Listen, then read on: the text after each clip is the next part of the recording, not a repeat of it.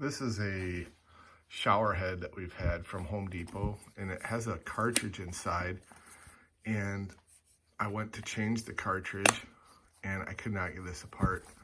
I was able to unscrew this part of it, but that didn't really help me at all. There's just an O-ring in there. And I tried different wrenches. I tried to put this into a vise.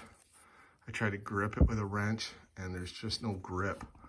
But what I found out works real good is if you have one of these strap wrenches for changing oil on a car, it goes on here and it fits almost perfect. And if you, let me get it to go the right way. And if you go the right way with it, is push. And the problem is there's so much calcium built up in these, they don't want to come apart. But that's how I broke this one free.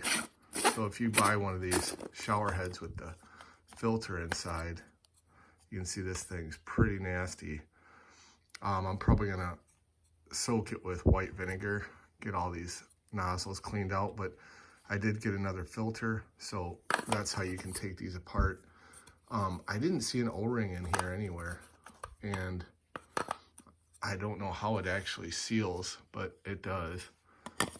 And then when you screw it back together, if it leaks a little bit, you can always take the O-ring filter and flip it the other way and tighten it back up. There, it's tight. And that works really good. So if you have one of these shower heads and you can't get it apart to change the cartridge inside here, just use an O-ring or a strap filter wrench, they're called, I guess. They're for the oil filter on a car. I have like 3 of these laying in my garage, different sizes.